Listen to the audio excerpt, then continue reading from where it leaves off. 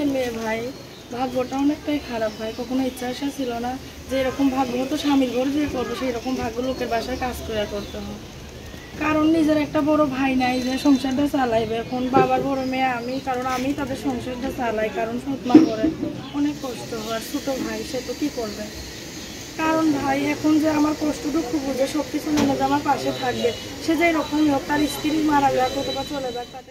দর্শক, আপনাদের প্রীতীয় শুভেচ্ছা জানিয়ে শুরু করছে আমাদের আজকের প্রতিবেদন। তো দর্শক, দেখতেই পাচ্ছেন আমাদের সামনে এক আপু দাঁড়িয়ে আছে। আমরা তার গল্পটা শুনবো, জানবো আপু কেন আমাদের ইউটিউবের মাঝে আসলেন, তিনি কি বলতে চান। আপু আসসালামু আলাইকুম, কেমন আছেন? জি আলহামদুলিল্লাহ, আল্লাহ রাখছে কোনো মতো ভালো হয়। নাম কি আপনার?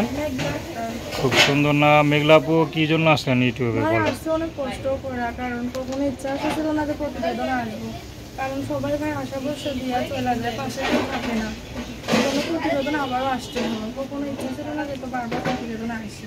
আচ্ছা, তা আপনাদের পর্দা করে আসছেন, আপনার মুখটা না দেখলে কিভাবে মনের মানুষ পাবে? কারণ ভাই আমি সবসময় পর্দাবাজই থাকি, আমি 5 ওয়াক্ত নামাজ পড়ি, কোরআন শরীফ পড়ি, সবসময় পর্দা করে চলাফেরা করি।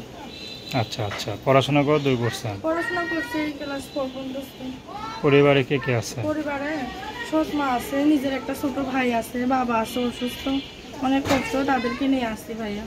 আচ্ছা, বাবা কি অসুস্থ না? বাবা অসুস্থ, হার্ট প্রেশার। বাবা কোনো কাজ করে না? জি না, বাবা আগে কাজ করতো, মানে এখন অসুস্থ হয়ে গেছে, অসুস্থর কারণে বাবা এখন আর কাজ করতে পারে না। আচ্ছা, তো কাজ কে করে? কাজ মনে করো আমি লোকের বাসা বাড়িতে কাজ করি, কাজ করে তাদের সংসার চালাই। আপনি কি কাজ করেন? রিয়াং একটা মেয়ে। বাসা বাড়িতে মানে কি কাজ, রান্না বান্নার কাজ, ঘর মোছা, এইগুলার কাজ। আপনার একটা মেয়ে হয়ে বিয়ে শাদী হয় নাই, পরের বাসায় কাজ করেন, খারাপ লাগে না? খারাপ তো অবশ্যই লাগে ভাই, আমার তো কখনো ইচ্ছা আসা ছিল না যে আমি পরের বাসায় কাজ করি। কারণ মানুষের তো কত আশা ভরসা স্বপ্ন থাকে, কিন্তু সেই ইচ্ছা পূর্ণ তো কখনোই হয় না। ভালো একটা মনের মতো মানুষও পায় না, ইচ্ছা পূর্ণ হয় না। আর সৎ মা কখনো ইচ্ছা পূর্ণ করবে?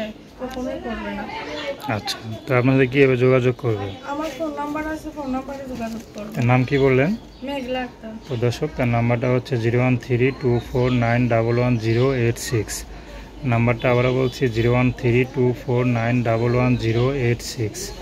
তো দর্শক, প্রেম ভালোবাসা সাহায্য সহযোগিতা বিয়ে শাদী করা একান্ত আপনাদের ব্যক্তিগত ব্যাপার।